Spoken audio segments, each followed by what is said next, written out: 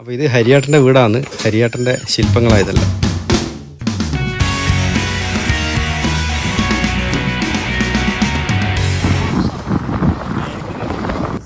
ഇതാരായത്? എന്തായത്?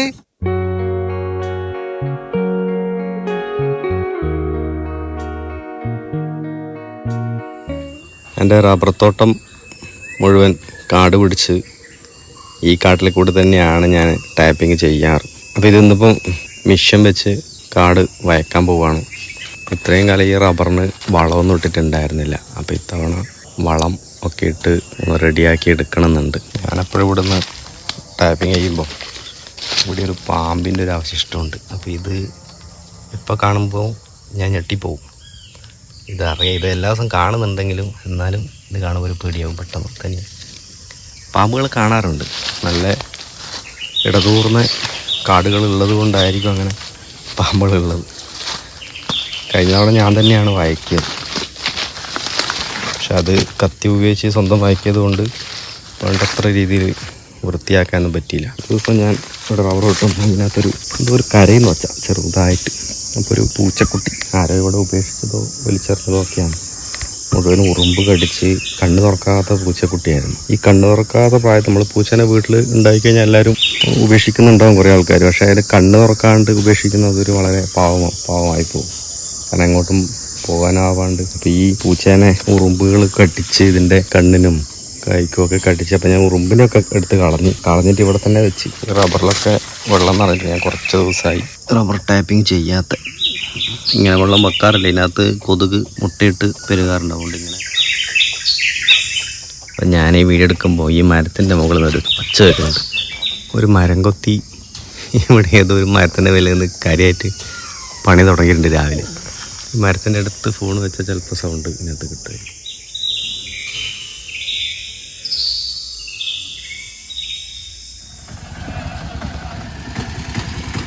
ചേട്ടാ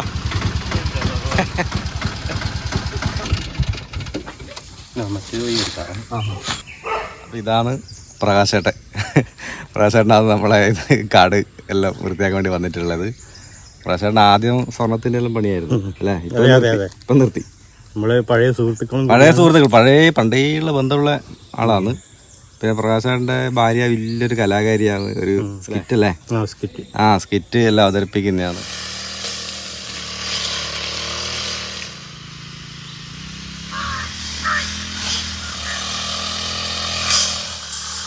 കാടുമായിട്ടുള്ളൊരു കാഭാഗം തീർന്നിട്ടുണ്ട്. അപ്പോൾ ഞാനവിടെ കുറച്ച് മരം കൊത്തി മുറിക്കാനുള്ളതുകൊണ്ട് ഞാനാകെ ക്ഷീണിച്ചു. അപ്പോൾ ഇതിലൂടെ അർജുനും അർജുൻ്റെ ഏച്ചിയും വരുന്നുണ്ട്. നമുക്ക് കാണാം. ഇതാ സൈക്കിളിൽ പോകണം.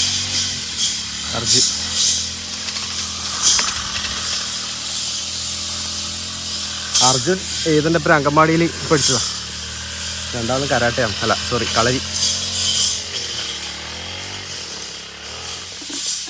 അപ്പോൾ ഇപ്പോൾ ഏകദേശം ഒരു 10 മണി ആയി. ഇപ്പോൾ ഒരു 10:30ക്കാണ് ചായ കൊടുക്കേണ്ടത്. ഇപ്പോൾ ഏകദേശം പറമ്പിൻ്റെ നേരെ പകുതി ആയിട്ടുണ്ട്. അപ്പോൾ സുബജ ചായം കൂടി ആക്കിയിട്ടുണ്ട്. അപ്പോൾ അത് എടുത്തിട്ട്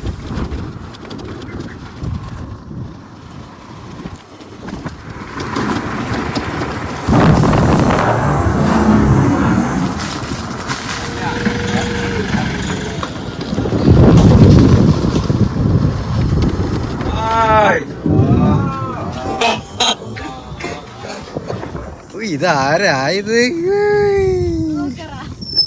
എന്തായത്?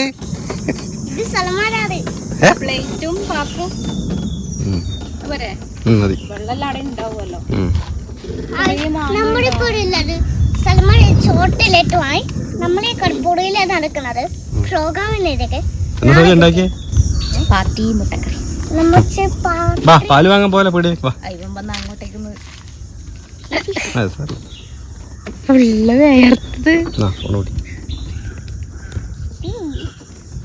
അന്നപ്പോ കാര്യം ചെയ്യാം. ഞാൻ പോയി വാങ്ങിട്ട് അയ്യോ ഞാൻ കൂട്ടണ്ടേ. അവിടെ നിന്ന് കച്ചവരി സാധനം വാങ്ങിച്ചോട്ടെ. ഇവിടെ നിൽക്ക്. എനിക്ക് കയറി നിങ്ങൾ പോയിട്ടിരുന്നാ എല്ലാം കണക്കല്ല. അല്ല ആൾക്കാർ ഇറങ്ങണ്ടേ? ബുദ്ധിമുട്ടാ.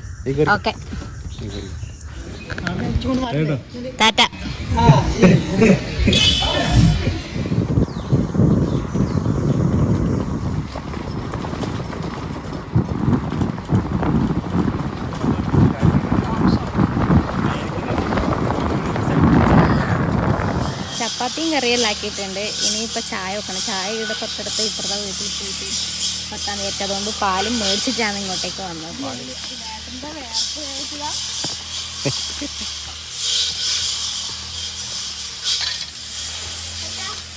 ഓടിച്ചോ മണ്ണ ചേച്ചി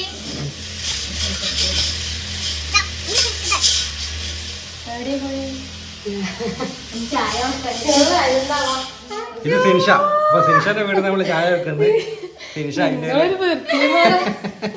അടുക്കള കാണിക്കണ്ട. എല്ലാം വൃത്തി. നീ എല്ലാം അടിച്ചായിരുന്നു കേട്ടത്. ആ എവിടത്തേക്കാ എടുക്കണ്ടേ?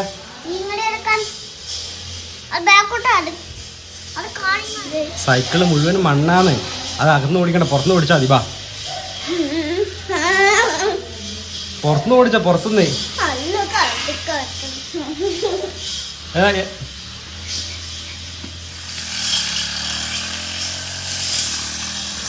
അപ്പൊ കാട് വയ്ക്കത്തടുത്തേക്ക് നമ്മളെ തേജസ് എൻ്റെ കട്ട രണ്ടാളും വന്നിട്ടുണ്ട്.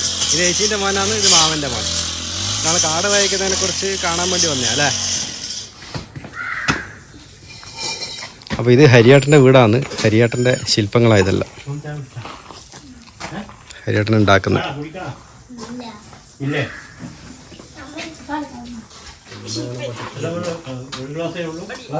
രണ്ടെണ്ണുണ്ട്. ചപ്പാത്തി അതിന് ഷേപ്പ് ഉണ്ടാവില്ല. ഷേപ്പ് ഉണ്ടാവില്ല. ഇനിയിപ്പോ നമ്മൾ തിന്നുമ്പോൾ ഷേപ്പ് ഉണ്ടാവുക. തിന്നുകൊണ്ടല്ല, ചിലർക്ക് അങ്ങനെ ഉണ്ടല്ലോ, വട്ടത്തില് വേണം.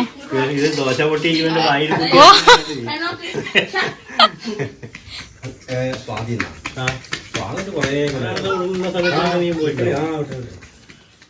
സൂപ്പർ ചായ ഏലക്കായലോട്ടില്ലേ?